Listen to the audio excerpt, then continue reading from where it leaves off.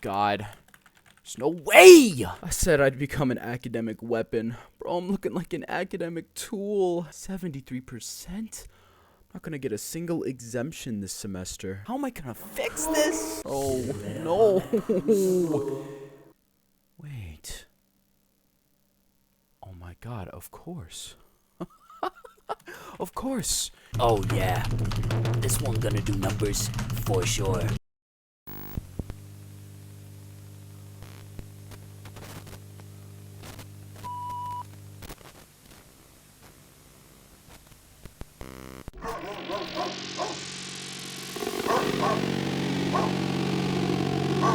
They wanna see it burn.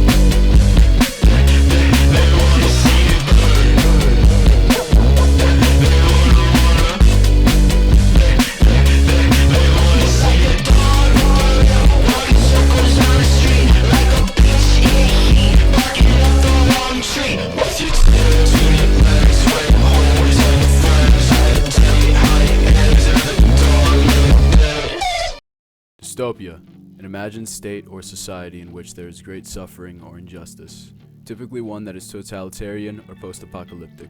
It's a subgenre that's present throughout pop culture all the time nowadays, with many figures being the embodiment of this term. Homelander, Darth Vader, Agent Smith. Throughout the story, these characters serve as an authority that act as an obstacle to the main character's objectives, enforcers to the world order that exists. It's because of this regime that's established and its oppressive nature that lead to the protagonist working towards the downfall of this authority. Billy Butcher, Luke Skywalker, and Neo. But what do we do when the protagonists allow themselves to be a victim of oppressive authority? What happens when the protagonist was the authority? Today we're going to explore the character dynamics between Leonard Meeg and Guy... Leonard Meeg? Today we're going to explore the character dynamics between Leonard Mead and Guy Montag. More importantly, we're going to answer the question, can you fight all on your own? I believe that the unique trait separating Leonard Meeg and Guy Montag apart is motivation and influence. So if you would follow me, let's begin. People live a hedonistic lifestyle. A knowledgeable citizen is a depressing one. When someone is informed, they question. When they question, they threaten the world order that's established. The solution? We do away with information altogether.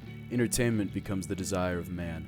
Leonard Mead, a former writer, is an intellectual and sociable man. He experiences this shift in the world firsthand through his experiences detailed in The Pedestrian, where during a routine stroll through the neighborhood, Mr. Mead is confronted by the antagonist, the metallic car. The metallic car interrogates Mead to discover why exactly, out of all the citizens within the city, Leonard Mead isn't within his house, watching TV. Leonard Mead is coerced into custody, and through his compliance he is sent away to a psych ward, never to return or be heard from again.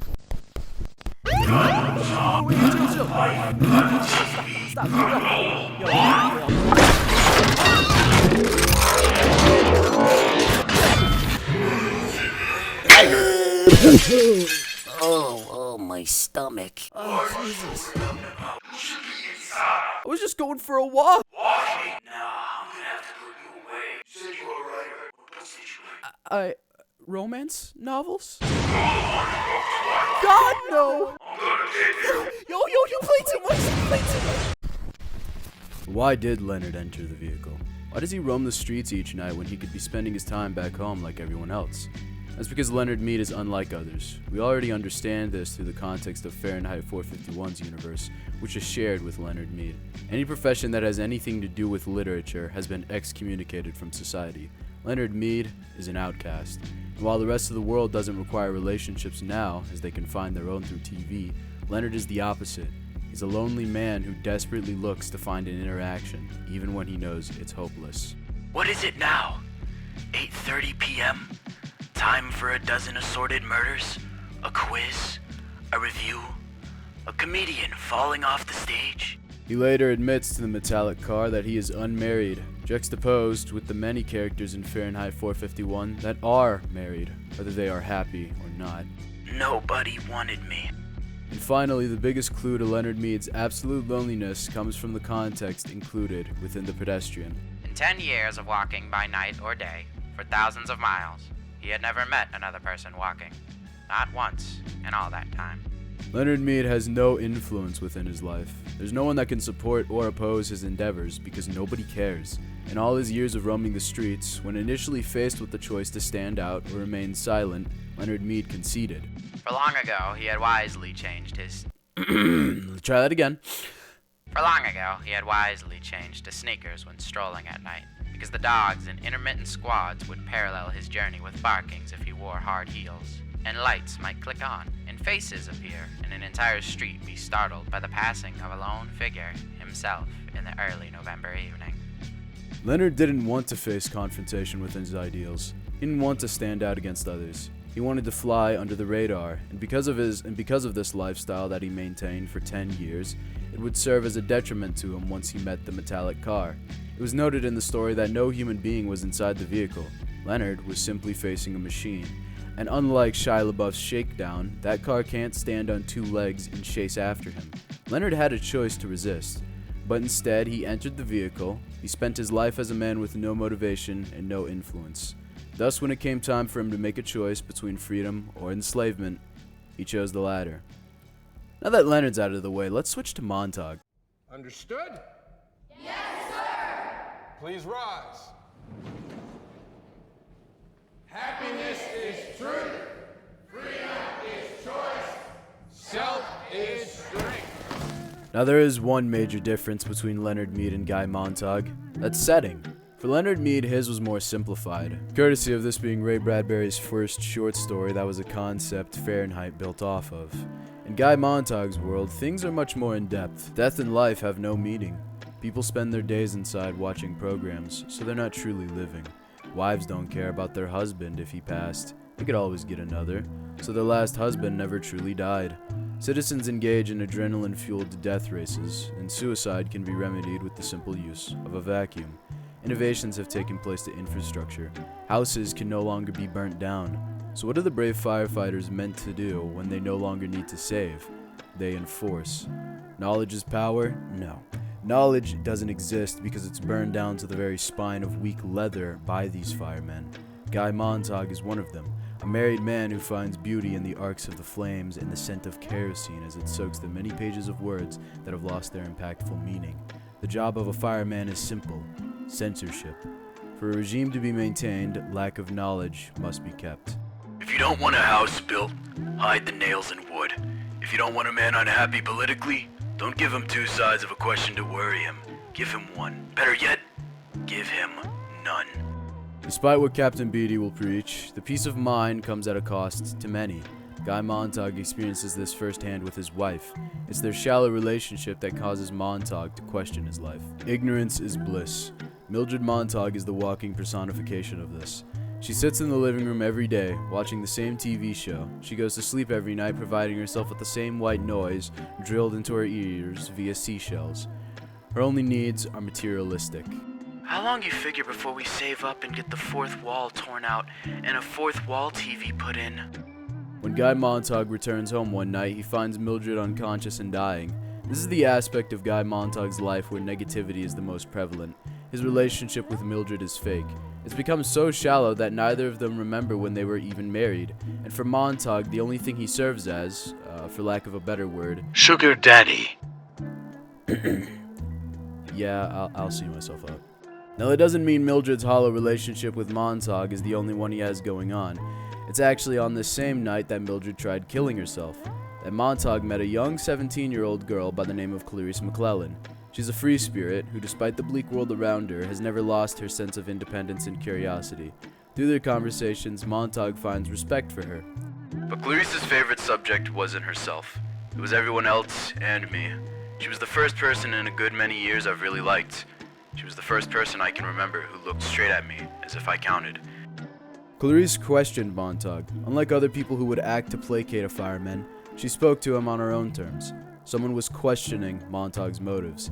Later on in the story, once Montag suffers the pivotal moment that was the old lady burning herself for the sake of her books, Montag begins to truly question their job as firemen. Another blow is dealt to his resolve when he's informed by Mildred one night that Clarice died. The one positive factor within Montag's life, when he could have found support from her, died. It's what led Montag to transition from an enforcer of oppression to a seeker of freedom within the story. Montag soon came to the same sort of ultimatum that Leonard Mead faced through Captain Beatty. Well, well, look what the salamander brought me. A traitor. You see, unlike you, Montag, I don't subscribe to books, okay? I failed English back in high school, that's besides the point. Books don't make anybody happy. This is how we're gonna do this. Your wife, your job, your life, your house, everything. Everything will be gone and I will send the hounds on you. Or your wife, your job, and these books. Alright, either you burn them right now or I burn you. Do you understand me, you clown? Two choices. Either Montag was to burn his house down, or the firemen themselves would do it, and he would be hunted by the metallic hound. Unfortunately, what Captain Beatty didn't know is that a man who's just lost his best friend, his job, his house, and his wife isn't exactly in the best possible mental state. Montag chose a third option.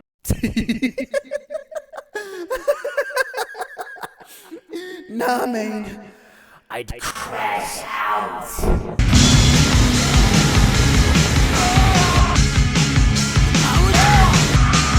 Hold on, you wanna finish the job. What is he doing? Montag, they were just books.